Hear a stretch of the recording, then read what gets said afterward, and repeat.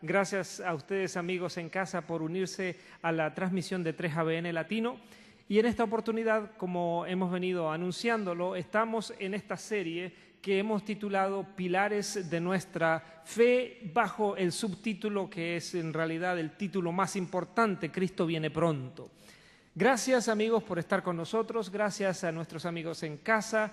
Estamos en la Iglesia Adventista Hispana de Garland, en la ciudad de Dallas, estado de Texas, en los Estados Unidos, para todo el mundo latinoamericano, en pues todas sus formas: portugués, español, y hay incluso familias que viven en lejanas tierras que todavía siguen la señal de 3ABN Latino, y nos goza saber que podemos compartir el mensaje de la segunda venida de Cristo con muchos miles en el mundo. El programa que tenemos en esta oportunidad es variado. Tengo el privilegio de que en esta oportunidad me acompañan 3 personas que son estudiosos de la Biblia, son pastores, y que han hecho su carrera sirviendo al Señor, predicando este evangelio que nos une a todos.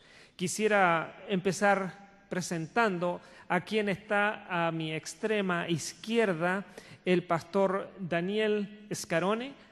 Gracias por estar con nosotros, pastor Scarone. Un privilegio, pastor, un gusto de estar nuevamente con 3ABN Latino. Muchas gracias. Ustedes conocerán al pastor Scarone en variadas oportunidades. Él está llevando adelante el programa Respuestas Bíblicas, y entonces de esa manera ustedes seguramente su cara les resulta conocida. Pastor Scarone se desempeña como coordinador hispano de la obra adventista en el área de Michigan. A su lado está un joven, un joven pero también estudioso de la Biblia, el pastor Jorge Cavazos Obregón, que es un graduado de la Facultad de Teología de la Universidad de Montemorelos en México. Y él es también un orador que trabaja proclamando el mensaje de la segunda venida de Cristo. Y lo hace a través de la televisión también, en el programa Buenos Días, Señor Jesús, y otros programas que también tienen que ver con la predicación del Evangelio. Y a mi lado se encuentra el pastor Rubén Bullón, quien también es conocido para ustedes. Gracias, pastor Bullón, por estar con nosotros. Oh, sí, una alegría poder saludarles a todo el mundo aquí, a la gente allá linda de Esperanza de 3ABN. Es una alegría poder saludar a todos. Muy bien, muchas gracias. El pastor Rubén Bullón, conocido de ustedes también por su participación en varios programas con 3ABN Latino, es el evangelista del área de Texas, de la Asociación del Estado de Texas. Amigos, vamos a hablar en esta oportunidad de un tema muy interesante que también tiene que ver con la segunda venida de Cristo, pero es el estudio histórico, cómo empezó la idea del estudio de la segunda venida de Cristo. Cómo es que la gente se empezó a interesar en saber esto, y esto se remonta a tiempos bíblicos. ¿Quién de ustedes quisiera comenzar a comentar acerca de cómo podemos encontrar un vestigio, una idea, un mensaje sobre el estudio de la segunda venida de Cristo desde tiempos muy remotos? ¿Un voluntario? Yo siempre prefiero que los más grandes comiencen, es más inteligente. Muy bien, vamos a empezar con los más grandes. Bueno, parece que los panelistas estaban todos apuntando en esta dirección, y yo estaba apuntando en la dirección de ellos también. Pero básicamente el tema de las profecías es un tema que ha inquietado la mente de muchas personas a lo largo de los tiempos. Y de hecho, cuando nosotros vamos a las Sagradas Escrituras, encontramos que definitivamente el tema profético es uno de los grandes temas que ha, digamos, inquietado la mente del hombre.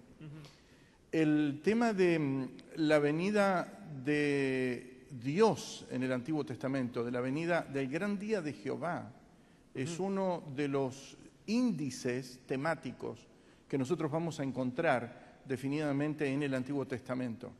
Y cuando lo conjugamos con el Nuevo Testamento, encontramos que esas manifestaciones del gran día de Jehová se unen en un proceso de asociación interpretativa con el gran día de la venida del Señor Jesucristo. Los teólogos más o menos lo ponen en un contexto en el que las teofanías o las grandes manifestaciones de Dios, teos, fainos, es el vocablo para las teofanías, se conjugan en las grandes manifestaciones de Dios. En su traducción en el marco del Nuevo Testamento se transforman en las cristofanías, las grandes manifestaciones del Señor Jesucristo. Podríamos decir entonces que este gran día de Jehová ha tenido su cumplimiento ya en ocasión de la primera venida de Jesús, pero podemos puntualizar de alguna manera también la segunda venida de Cristo en los escritos del Antiguo Testamento, pastores. Bueno, yo creo que el Antiguo Testamento da una base clara y sólida para el Nuevo Testamento. Por ejemplo, en los profetas hay varias alusiones, como decía el pastor Escarone, al día de Jehová. Por ejemplo, Malaquías habla precisamente de eso. Malaquías capítulo 3, versículo 1, donde dice: He aquí yo envío mi mensajero, el cual preparará el camino delante de mí, y vendrá repentinamente a su templo el Señor, a quien vosotros buscáis. Versículo 2, ¿y quién podrá resistir en el día de su venida? ¿O quién podrá mantenerse en pie cuando Él se manifieste? Hablando de precisamente ese momento cuando el Señor retribuiría la paga a quienes hicieron lo bueno o quienes hicieron lo malo. Es que el Antiguo Testamento da muchas bases para la interpretación de la venida de Jesús que se conjuga o se cumple en el Nuevo Testamento. Muy bien. Una cosa que me llama la atención, Jorge, Sí. es que el Antiguo Testamento se dedica mucho a preparar la venida del Señor Jesucristo. Son más de 300 profecías mesiánicas que son presentadas. Pero como mencionaron los colegas, el gran día del Señor es presentado ya como idea en el Antiguo Testamento, de que vendrá un día donde toda la humanidad tendrá que rendir cuentas finales con Dios. Ahora, comentaba eso hace poco. Para mí, uno de los momentos donde se demuestra de que habrá algo especial en la venida del Señor Jesucristo es en el libro más antiguo de la Biblia, que no es el primero, pero es el más antiguo, que es el libro de Job. Job es la historia no de un hebreo, es la historia de un musulmán, de una persona de otra cultura que no la cultura comúnmente escuchada en la Biblia. Job tuvo 14 hijos. ¿Okay? Y es interesante notar que durante toda su vida, que solamente rápido, ¿no? Job fue un hombre muy rico. El enemigo le dijo al Señor: mira, este te sirve porque tú le llenas de bendición. Y el Señor le dijo: está bien, quítale todo. Y de hecho el enemigo le quitó todo, incluso los hijos. Pero al final del libro de Job presenta cómo Dios recompensó, restauró la vida de Job. ¿Okay?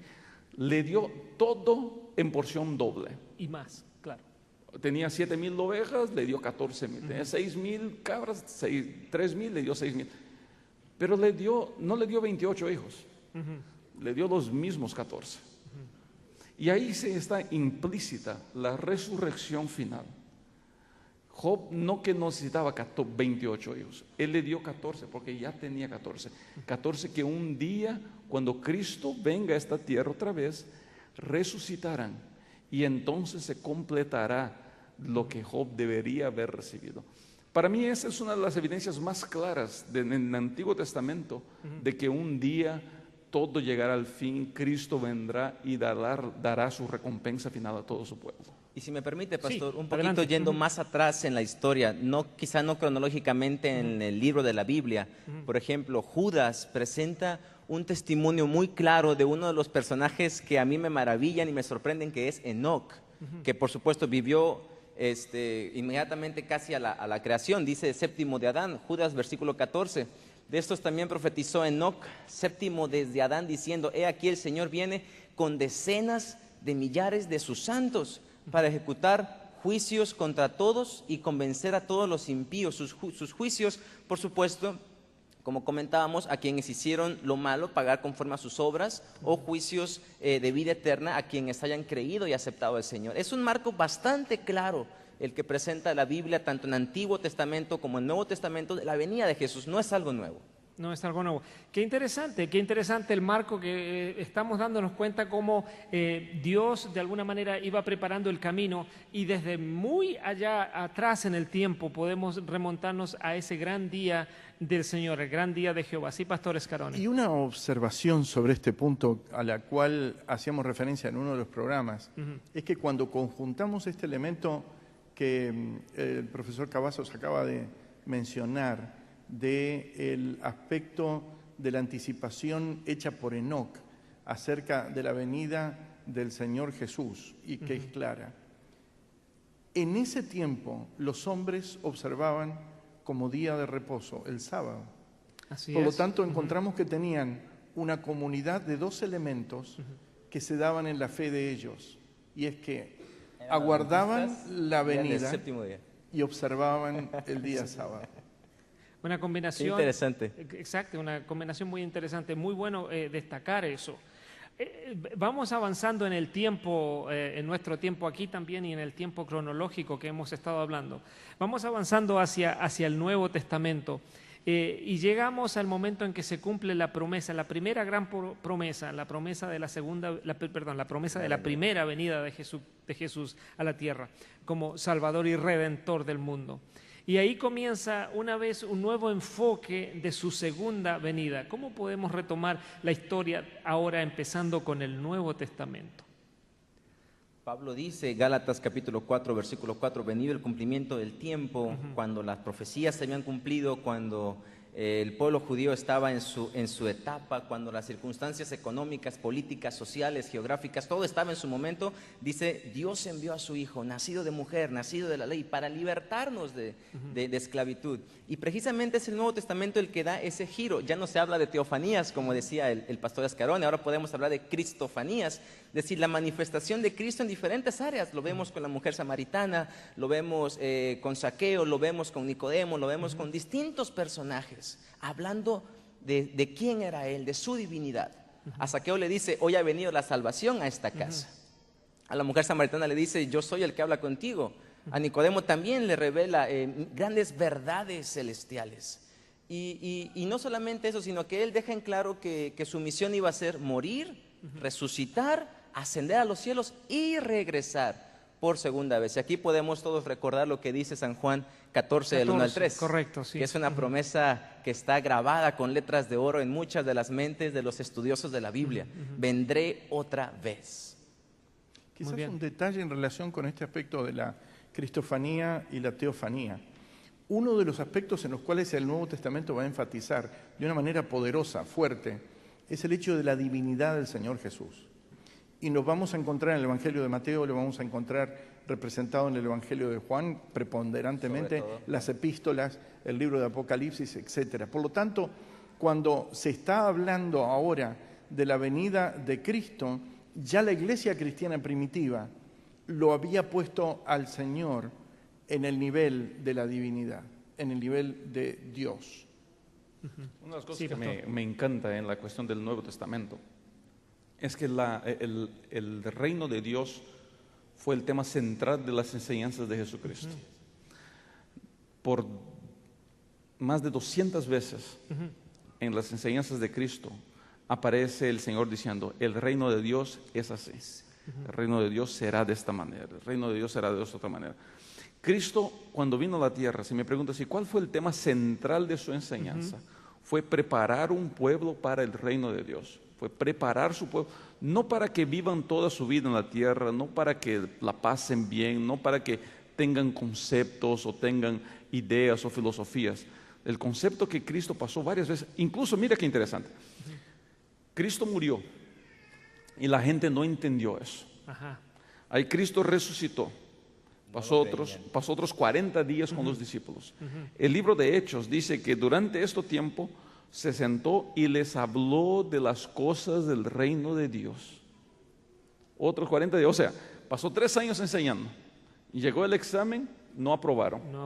Fueron a remediar. Ahí se fueron al curso de verano, por 40 días con el Señor Jesucristo, estudiando otra vez el reino de los cielos. Correcto. Llega el día que el Señor se va al cielo y les voy a dar el examen final. Y ahí al ladito, y me llama la atención en Hechos capítulo 1, ellos están subiendo de a la montaña, el Señor sabe, esa es mi última caminadita con ellos. Y ahí un discípulo se acerca y le dice, Señor, es ahora que vas a restaurar el reino de Israel. O sea, no aprobaron para nada, pero esa fue la enseñanza principal del Señor. Y eso es lo que a mí me encanta de que estamos trabajando este tema hoy día. Nosotros como iglesia, nosotros como pueblo, no fuimos llamados para crear una iglesia y vivir una estructura religiosa por tiempos y tiempos y tiempos. Correcto. Fuimos llamados para completar una enseñanza al mundo. Es hora de ir al reino de Dios. Es Amén. hora de acabar con la historia en esta tierra y seguirnos a lo que Dios tiene planeado para nosotros. El Nuevo Testamento se dedica no solamente a enseñar, a preparar el pueblo para la vida en la tierra, pero más bien apunta a la nueva vida, a los nuevos cielos, la nueva tierra. Son más de 2.500 textos en la palabra de Dios, casi todos ellos en el Nuevo Testamento, apuntando a la venida del Señor Jesucristo. Interesante. Muy bien, y quisiera, ya que el pastor Bullón ha tocado este tema que es trascendental de entender, interesante lo que él nos comentaba, el hecho de que en primer lugar los judíos pensaban que estaban en presencia de un gran libertador del yugo romano, un libertador, digamos, de tipo militar. Físico. Luego, esa prueba no pasaron. La segunda prueba es el hecho de que pues, no entendieron si era ese el momento en que él debía venir. Pero mi pregunta es la siguiente para ustedes. ¿Cómo fue que cambió entonces tan drásticamente el concepto? De pronto, cuando los apóstoles empezaron a predicar las buenas nuevas y las buenas noticias de la segunda venida de Cristo, de pronto ese evento se transformó en un evento inminente. ¿Cómo es que de pronto para los primeros cristianos, para lo que le llamamos la iglesia primitiva, de pronto Jesús iba a venir en sus mismos días? ¿Quién quiere empezar con...? A mí me parece que es interesante que reveamos un poquito lo que viene después de lo que dijo el pastor Rubén Bullón, que es Hechos 1.8. Hechos 1.8. Por el hecho de que está íntimamente conectado con el punto. Y a su vez nosotros encontramos que cuando leemos el libro de Hechos de los Apóstoles, es prácticamente un cumplimiento del mandato del Señor Jesús. Él les dice, no os toca a vosotros saber los tiempos y las sazones. No hay reprensión, no hay, digamos, indicaciones en relación que no aprobaron la materia o algo por el estilo. Básicamente ese era el material que ellos tenían y es el material que el cielo tiene hasta el día de hoy. Y nosotros encontramos que entonces les dice a ellos que habrían de esperar la venida del Espíritu Santo que llegaría sobre ellos y serían testigos en Jerusalén, Judea, en toda Samaria e irían hasta lo último de la tierra. Cuando vamos al libro de Hechos de los Apóstoles, y eso es lo que estudian los misionólogos, si es que se puede llamar así, o misiólogos, nosotros encontramos que del 1 al 8 aproximadamente es el testimonio en Jerusalén. Del 8 al 13 van a Samaria. Pensemos, judíos yendo a Samaria. Se rompieron las barreras mentales que ellos tenían y avanzan hacia un territorio que antes estaba técnicamente, étnicamente vedado, y lo encontramos luego del 13 al 28 avanzando en todas las fronteras del Mediterráneo. El concepto de que debían predicar y que debían hacerlo pronto y con presteza estaba movido por la certeza de la venida. Me tomé la libertad de definir el término inminente para quizá facilitar un poco más este punto. La Real Academia de la Lengua Española define el término inminente como algo que está pronto a suceder, algo que no hay vuelta de hoja, que va a suceder. Y me llama la atención que los primeros discípulos comprendían que la venida de Jesús estaba ya muy cerca, pero yo me puse a pensar, ¿por qué ellos creían que la venida de Jesús estaba ya a la vuelta de la esquina? Principalmente yo pude identificar dos razones. Allí en Mateo capítulo 24, el famosísimo sermón profético de Jesús, hay un texto que llama mucho la atención. Mateo 24, 34, donde dice: de cierto os digo, no pasará esta generación hasta que todo esto acontezca. Muchos pudieran preguntarse, bueno, ¿de qué está hablando aquí Jesús? ¿De la caída de Jerusalén o de la parucía, de la segunda venida? Hay un profesor en la Universidad de Andrews, el doctor Richard Davidson, quien hizo precisamente un diagrama de esta estructura de Mateo 24, y él define esta pregunta con unos términos griegos. Cuando se habla del término griego, estas cosas, el pronombre demostrativo en griego tauta, hace referencia a las cosas que sucederían, que apuntaban hacia la caída de Jerusalén. Y por supuesto que este versículo de que estas cosas no pasarán hasta que todo esto acontezca, no se refiere a una manifestación de Jesús viniendo en las nubes, sino a la destrucción, al sitio de Jerusalén por los ejércitos romanos. Entonces yo creo que una de las razones por las que los discípulos creían que Jesús venía ya en sus días era quizá por una mala interpretación de los pasajes que se estaban publicando. El Evangelio de Mateo estaba recién salidito del horno cuando los ejércitos romanos sitiaron Jerusalén. Y otro punto es lo que menciona Pablo en Tesalonicenses: luego nosotros, los que vivimos, los que hayamos quedado, un profundo deseo de que Jesús viniera.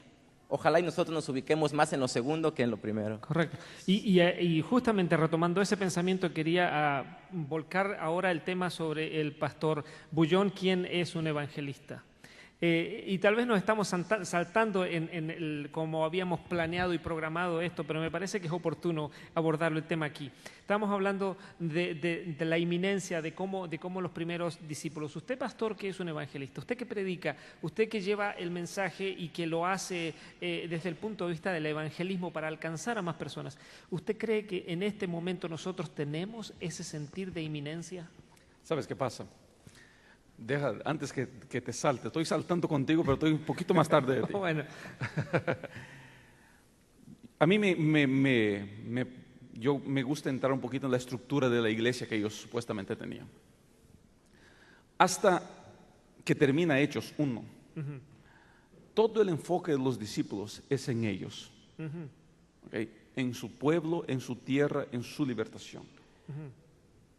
Era el que egocéntrico del discípulo, era saber quién sería el más grande en el reino de los cielos, era dejar al maestro irse a un lado para dialogar a ver qué posición, qué ministerio. Correcto. ¿Okay? Esa era su preocupación de ellos. Tanto es que en Hechos 1, ellos otra vez, si se puede decir, frustran a Jesucristo con una pregunta que el Señor ya les había contestado un montón de veces. ¿Okay? Y termina Hechos 1 con un nombramiento. No termina Hechos 1 con una misión. Hechos 1 ocurre una de las cosas más grandiosas de la Biblia, que es la subida del Señor Jesucristo, pero termina con un nombramiento. Y mira qué interesante, el Señor ya tenía nombrado el discípulo número 12, que sería Pablo. Correcto. ¿Okay? Pero ellos se apuran aquí porque el enfoque de ellos era la iglesia. Sí. Hechos capítulo 2 comienza con los 120, no ahora enfocados en ellos, que ellos tendrían, que ellos harían. Los encuentra Hechos 2.1. Mira qué dice: cuando llegó el día del Pentecostés, estaban todos en el mismo lugar, orando. Ahí cambió el enfoque. Y es ahí donde yo quiero entrar a contestar tu pregunta. Correcto. El sentido de inminencia va a surgir en el corazón de las personas cuando algunos enfoques cambien. En los discípulos, el sentido de inminencia que ellos tenían, quizá lo que el pastor mencionó sobre la mala interpretación, sobre la cuestión griega, tenga peso.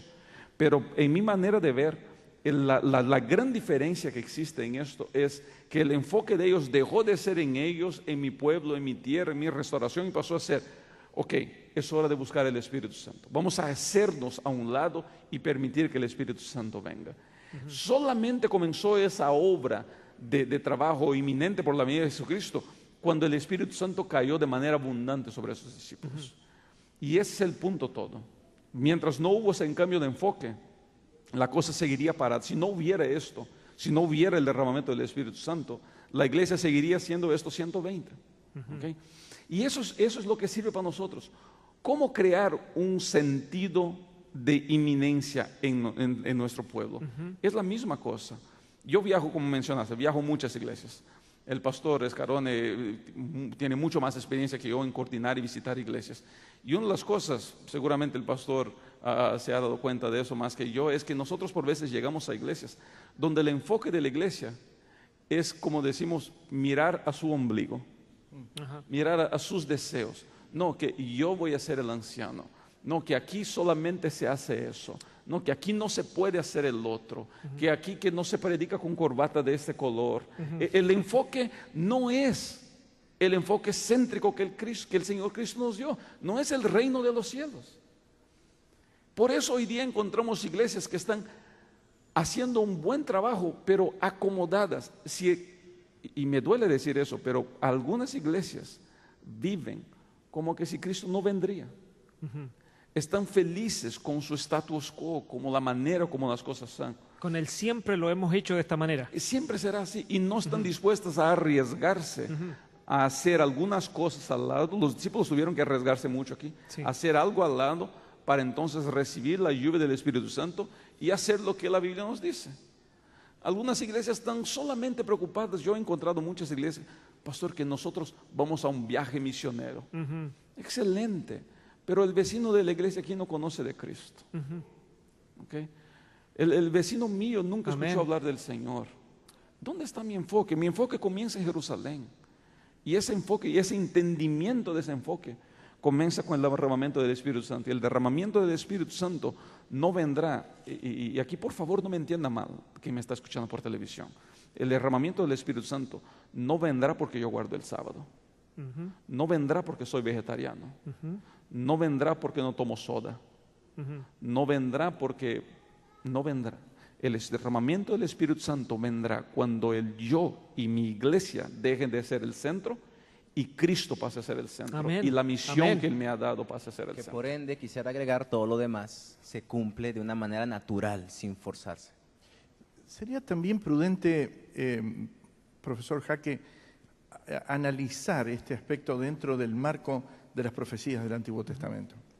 Porque cuando hoy en día leemos Isaías y hablamos, por ejemplo, del anuncio de la venida del Mesías, Sí. esto fue hecho prácticamente 850 años antes de la venida del Señor. Y pasaron reinos y reyes, y pasó mucho tiempo hasta que finalmente el Señor envió a su Hijo, como citó Gálatas 4:4, más venido el cumplimiento del tiempo, Dios envió a su Hijo.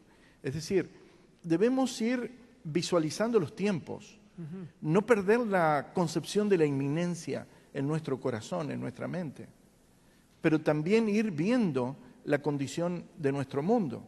Y la condición de nuestro mundo está hablando de una manera poderosa. Cuando nosotros vamos a Mateo capítulo 24, cuando nosotros estamos viendo las características de un mundo que tiene prácticamente los recursos naturales agotados, que los océanos están encontrando que ya en poco tiempo nos encontraremos sin especies de peces que antes vivían allí, de los recursos naturales que están faltando, del agua que está comenzando a escasear en algunas regiones de esta zona del sur de los Estados Unidos. Y cuando nosotros comparamos lo que está ocurriendo con lo que las profecías están indicando, el tiempo está madurando. El sonar de los pasos en el espacio nos están indicando que las profecías están acercándose a su cumplimiento. Y yo creo que sí, es bien oportuno llegar a este punto, porque obviamente aquí no termina la discusión. Como lo puntualizó muy bien el pastor Bullón, nosotros tenemos que tener un cambio de enfoque. Me gustó ese concepto, el enfoque, en eso estamos, pero totalmente de acuerdo. ¿Qué enfoque tenemos nosotros de nuestra salvación, de nuestro concepto?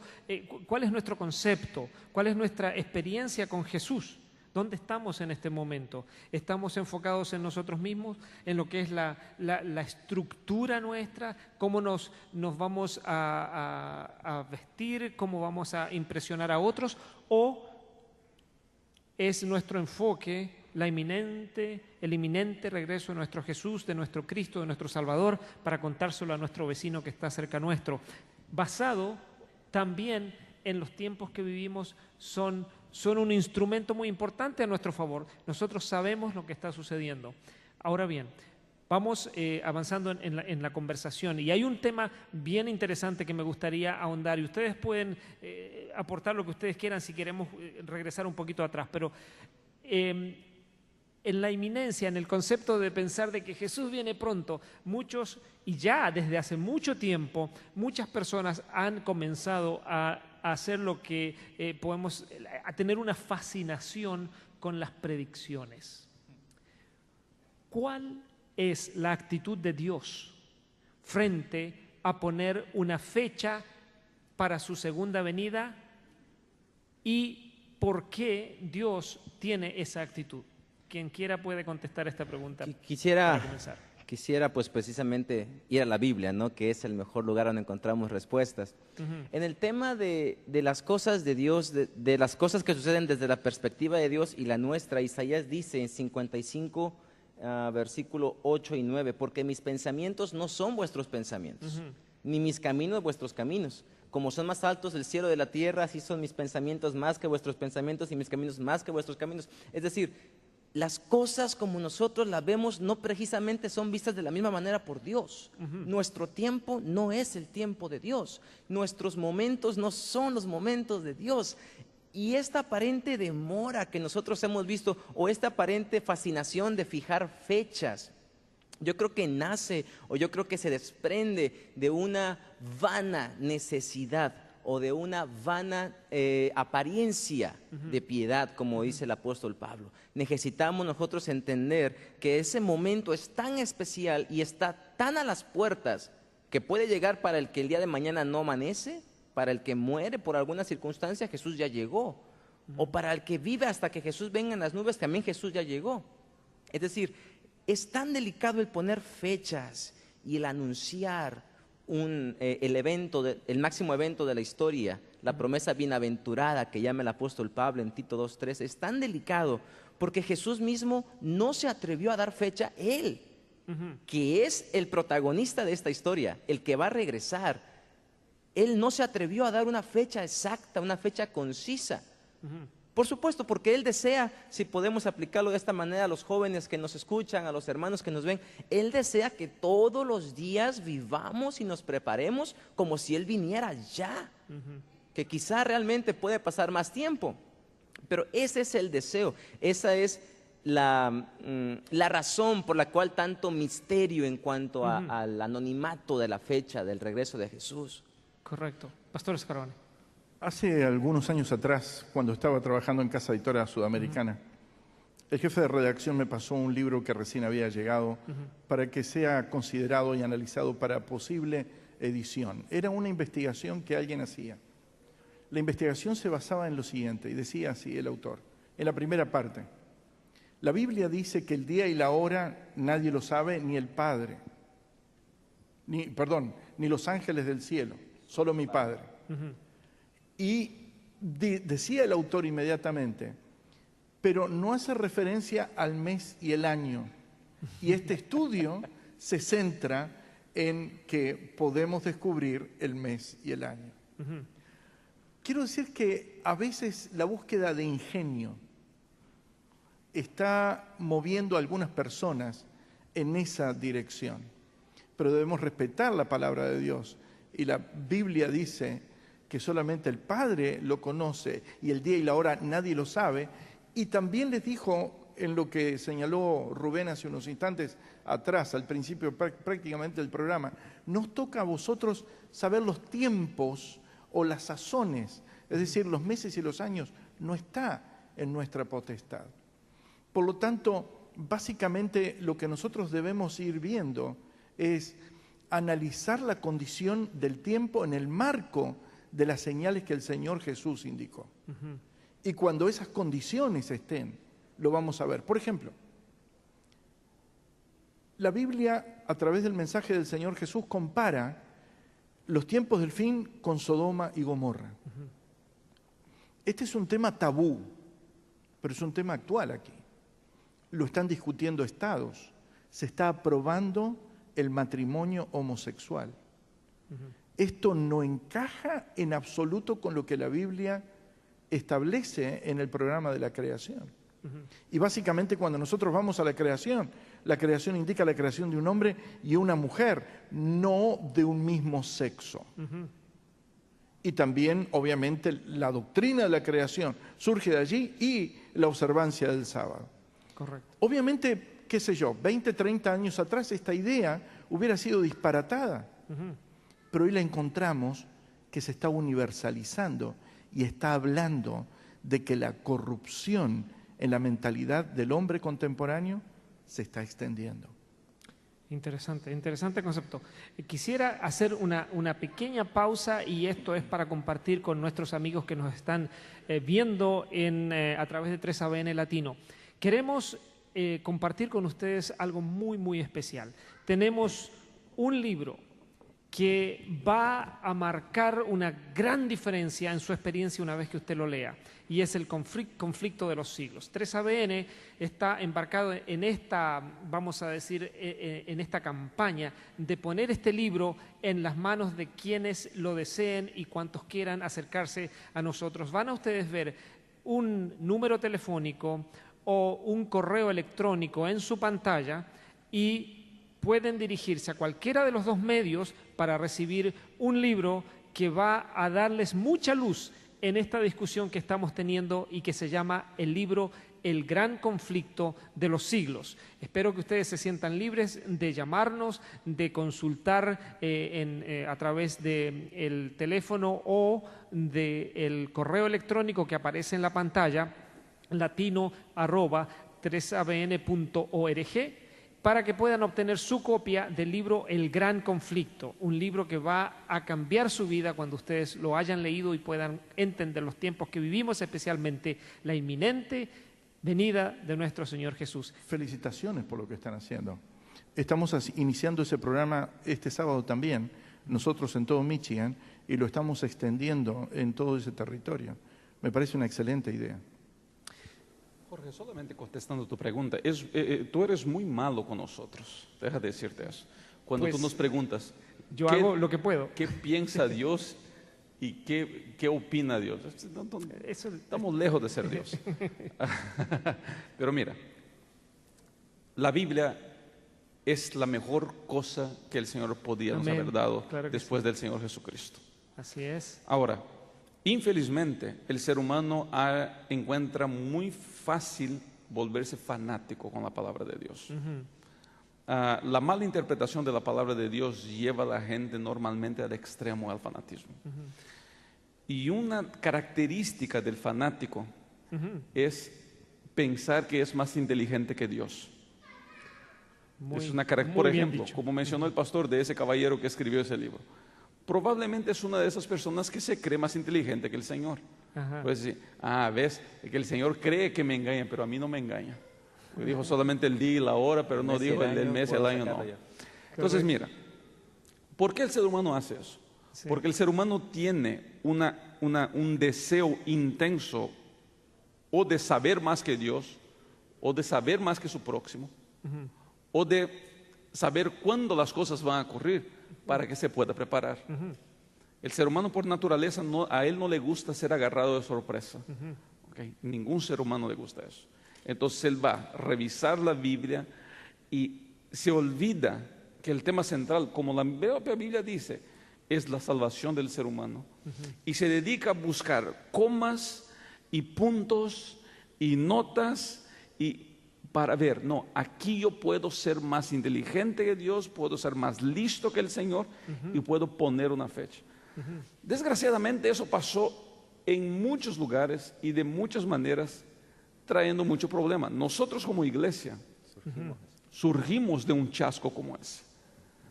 Pero Correcto. un chasco que sin darnos cuenta en esos tiempos era algo profetizado. Era algo que el Señor ya había dicho. Surgirá el movimiento remanente de un chasco.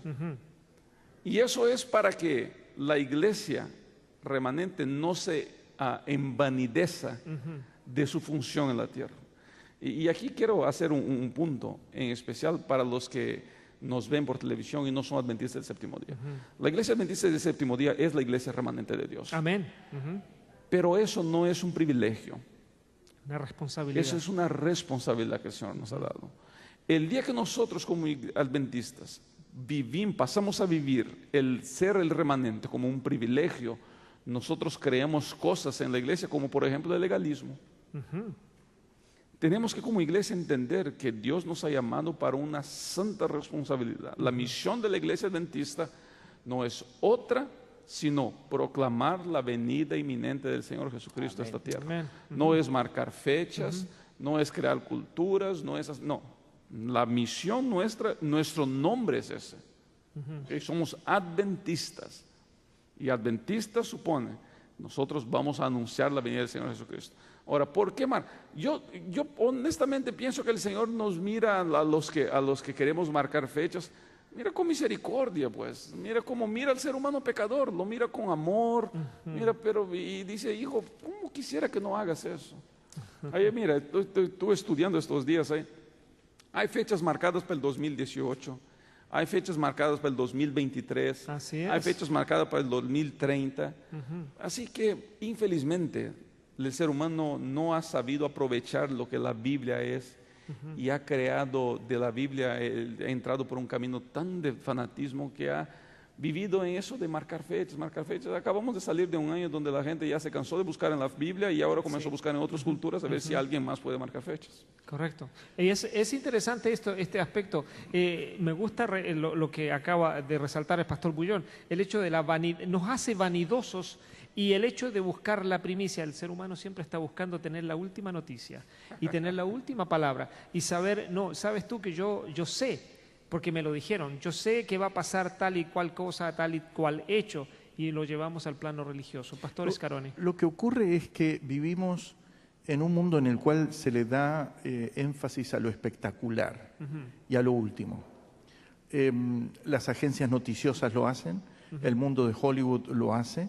Vivimos presionados por el marco de las celebridades en todas las agendas sociales que encontramos en la actualidad, y eso está poniendo una presión especial, y debemos recordar algo, que hay un propósito moral en la profecía. Correcto. La profecía no tiene un énfasis en lo espectacular, sino en lo moral. Cuando enfatizamos esto y los profetas señalaron la venida, el énfasis fue que nosotros debemos vivir en una forma santa y piadosa, porque el fin se está acercando. Es decir, el objetivo de la profecía tiene un aspecto que marca la vida moral del individuo, y nosotros como pueblo de Dios debemos abrazar ese aspecto. Debemos entender que en la iglesia debemos manifestar los dones espirituales.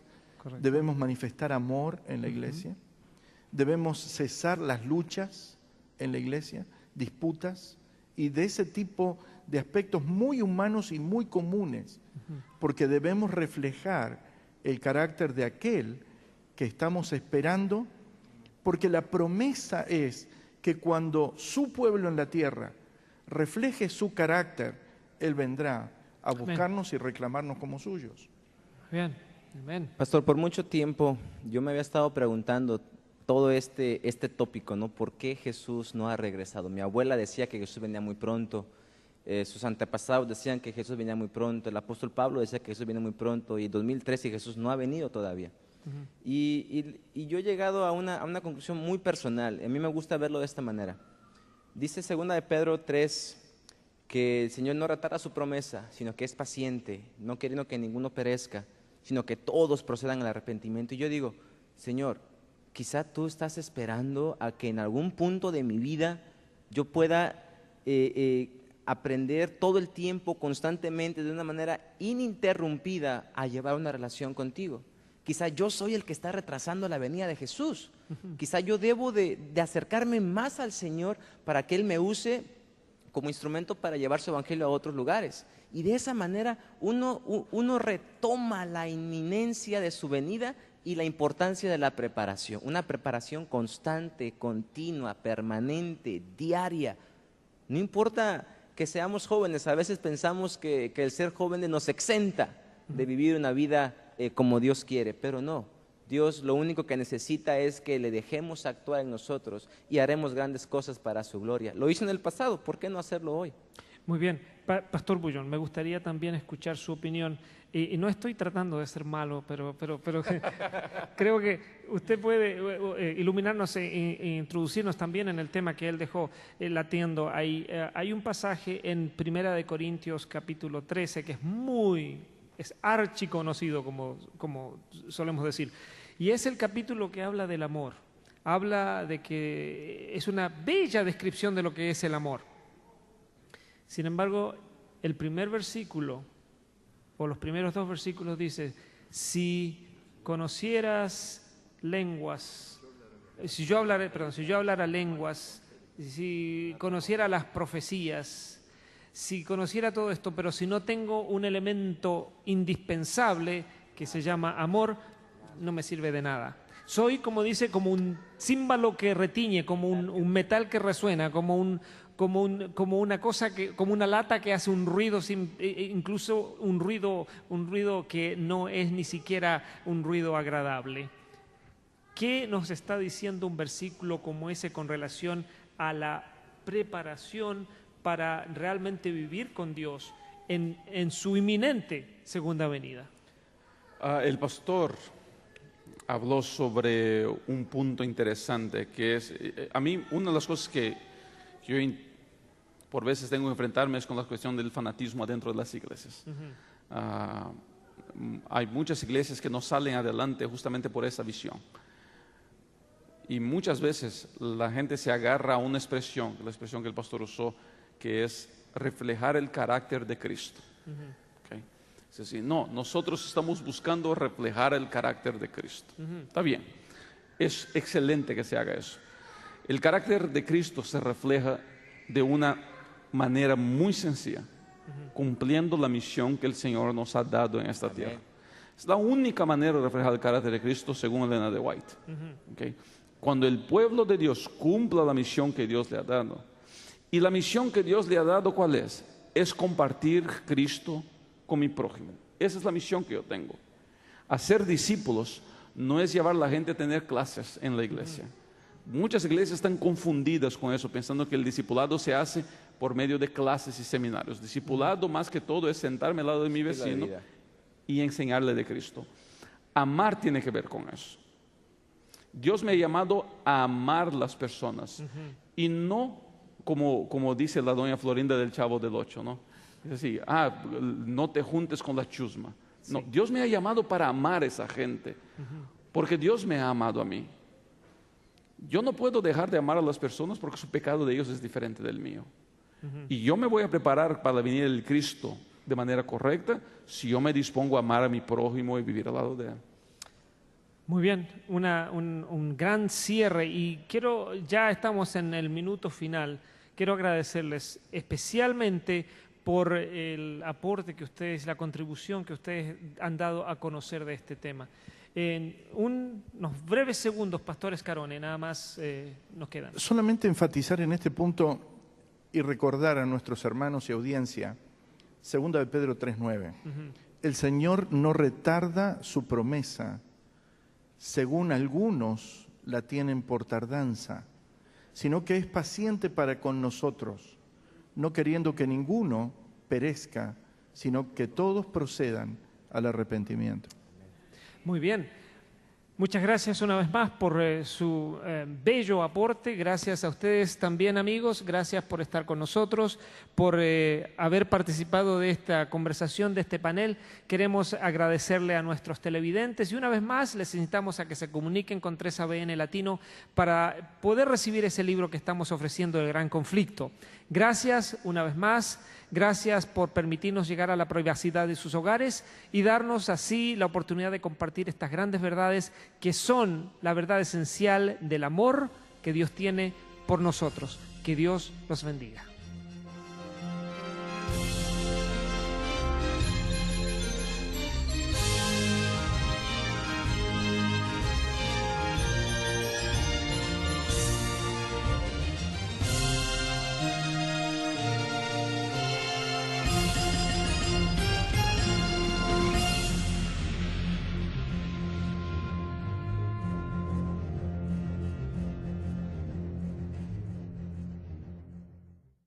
dirección y yo estaba apuntando en la dirección de ellos también. Pero básicamente el tema de las profecías es un tema que ha inquietado la mente de muchas personas a lo largo de los tiempos. Y de hecho, cuando nosotros vamos a las Sagradas Escrituras, encontramos que definitivamente el tema profético es uno de los grandes temas que ha, digamos, inquietado la mente del hombre. El tema de la venida de Dios en el Antiguo Testamento, de la venida del gran día de Jehová, es uno de los índices temáticos que nosotros vamos a encontrar definitivamente en el Antiguo Testamento. Y cuando lo conjugamos con el Nuevo Testamento, encontramos que esas manifestaciones del gran día de Jehová se unen en un proceso de asociación interpretativa con el gran día de la venida del Señor Jesucristo. Los teólogos más o menos lo ponen en un contexto en el que las teofanías o las grandes manifestaciones de Dios, teos, fainos, es el vocablo para las teofanías, se conjugan en las grandes manifestaciones de Dios, en su traducción en el marco del Nuevo Testamento se transforman en las cristofanías, las grandes manifestaciones del Señor Jesucristo. Podríamos decir entonces que este gran día de Jehová ha tenido su cumplimiento ya en ocasión de la primera venida de Jesús, pero podemos puntualizar de alguna manera también la segunda venida de Cristo en los escritos del Antiguo Testamento, pastores. Bueno, yo creo que el Antiguo Testamento da una base clara y sólida para el Nuevo Testamento. Por ejemplo, en los profetas hay varias alusiones, como decía el pastor. Y el Señor le dijo, bien, quítale todo. Y de hecho el enemigo le quitó todo, incluso los hijos. Pero al final del libro de Job, presenta cómo Dios recompensó, restauró la vida de Job. ¿Okay? Le dio todo en porción doble. Y más, claro. Tenía 7,000 ovejas, le dio 14,000. Tenía 6,000 cabras, 3,000, le dio 6,000. Pero no le dio 28 hijos, le dio los mismos 14. Y ahí está implícita la resurrección final. Job no que necesitaba 28 hijos, él le dio 14 porque ya tenía 14. 14 que un día, cuando Cristo venga a esta tierra otra vez, resucitarán y entonces se completará lo que Job debería haber recibido. Para mí esa es una de las evidencias más claras en el Antiguo Testamento de que un día todo llegará al fin, Cristo vendrá y dará su recompensa final a todo su pueblo. Y si me permite, pastor, Sí, un poquito adelante. yendo más atrás en la historia, quizá no cronológicamente en el libro de la Biblia. Por ejemplo, Judas presenta un testimonio muy claro de uno de los personajes que a mí me maravillan y me sorprenden, que es Enoc, que por supuesto vivió inmediatamente casi a la creación, dice séptimo de Adán, Judas versículo 14. De estos también profetizó Enoc, séptimo desde Adán, diciendo, he aquí el Señor viene con decenas de millares de sus santos para ejecutar juicios contra todos y convencer a todos los impíos. Sus juicios, por supuesto, como comentábamos, a quienes hicieron lo malo, pagar conforme a sus obras, o juicios de vida eterna a quienes hayan creído y aceptado al Señor. Es un marco bastante claro el que presenta la Biblia, tanto en Antiguo Testamento como en Nuevo Testamento, de la venida de Jesús. No es algo nuevo. No es algo nuevo. Qué interesante el marco que estamos dándonos cuenta cómo... Carone al día de Jehová. Por ejemplo, Malaquías habla precisamente de eso. Malaquías capítulo 3, versículo 1, donde dice, he aquí yo envío mi mensajero, el cual preparará el camino delante de mí y vendrá repentinamente a su templo el Señor, a quien vosotros buscáis. Versículo 2, ¿y quién podrá resistir en el día de su venida? ¿O quién podrá mantenerse en pie cuando Él se manifieste? Hablando de precisamente ese momento cuando el Señor retribuiría la paga a quienes hicieron lo bueno o quienes hicieron lo malo. Es que el Antiguo Testamento da muchas bases para la interpretación de la venida de Jesús que se conjuga o se cumple en el Nuevo Testamento. Muy bien. Una cosa que me llama la atención, Jorge, Sí. es que el Antiguo Testamento se dedica mucho a preparar la venida del Señor Jesucristo. Son más de 300 profecías mesiánicas que son presentadas. Pero como mencionaron los colegas, el gran día del Señor es presentado ya como idea en el Antiguo Testamento, de que vendrá un día donde toda la humanidad tendrá que rendir cuentas finales con Dios. Ahora, comentaba eso hace poco. Para mí, uno de los momentos donde se demuestra de que habrá algo especial en la venida del Señor Jesucristo es en el libro más antiguo de la Biblia, que no es el primero, pero es el más antiguo, que es el libro de Job. Job es la historia no de un hebreo, es la historia de un musulmán, de una persona de otra cultura que no la cultura comúnmente escuchada en la Biblia. Job tuvo 14 hijos. Okay. Y es interesante notar que durante toda su vida, que solamente rápido, ¿no? Job fue un hombre muy rico. El enemigo le dijo al Señor: mira, este te sirve porque tú le llenas de bendición. Un joven, un joven, pero también estudioso de la Biblia, el pastor Jorge Cavazos Obregón, que es un graduado de la Facultad de Teología de la Universidad de Montemorelos en México. Y él es también un orador que trabaja proclamando el mensaje de la segunda venida de Cristo. Y lo hace a través de la televisión también, en el programa Buenos Días, Señor Jesús, y otros programas que también tienen que ver con la predicación del Evangelio. Y a mi lado se encuentra el pastor Rubén Bullón, quien también es conocido para ustedes. Gracias, pastor Bullón, por estar con nosotros. Ha sido una alegría poder saludarles a todo el mundo aquí, a la gente allá linda de Esperanza de 3ABN. Es una alegría poder saludar a todos. Muy bien, muchas gracias. El pastor Rubén Bullón, conocido de ustedes también por su participación en varios programas con 3ABN Latino, es el evangelista del área de Texas, de la Asociación del Estado de Texas. Amigos, vamos a hablar en esta oportunidad de un tema muy interesante que también tiene que ver con la segunda venida de Cristo, pero es el estudio histórico, cómo empezó la idea del estudio de la segunda venida de Cristo. Cómo es que la gente se empezó a interesar en saber esto, y esto se remonta a tiempos bíblicos.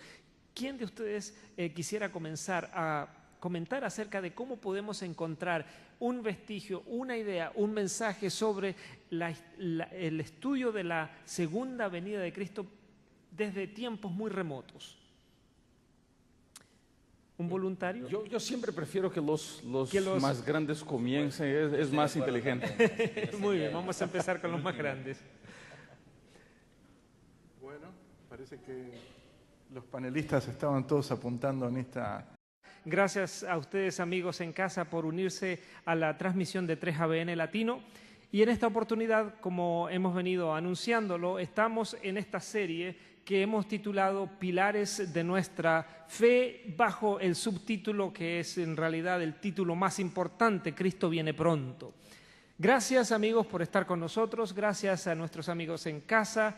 Estamos en la Iglesia Adventista Hispana de Garland, en la ciudad de Dallas, estado de Texas, en los Estados Unidos, para todo el mundo latinoamericano, en pues todas sus formas: portugués, español, y hay incluso familias que viven en lejanas tierras que todavía siguen la señal de 3ABN Latino, y nos goza saber que podemos compartir el mensaje de la segunda venida de Cristo con muchos miles en el mundo.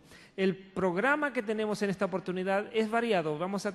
Tengo el privilegio de que en esta oportunidad me acompañen 3 personas que son estudiosos de la Biblia, son pastores, y que han hecho su carrera sirviendo al Señor, predicando este evangelio que nos une a todos.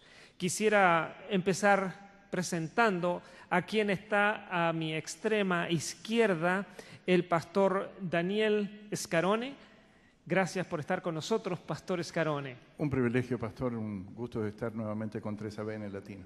Muchas gracias. Ustedes conocerán al pastor Scarone en variadas oportunidades. Él está llevando adelante el programa Respuestas Bíblicas, y entonces de esa manera a ustedes seguramente su cara les resulta conocida. Pastor Escarone se desempeña como coordinador hispano de la obra adventista en el área de Michigan. A su lado está un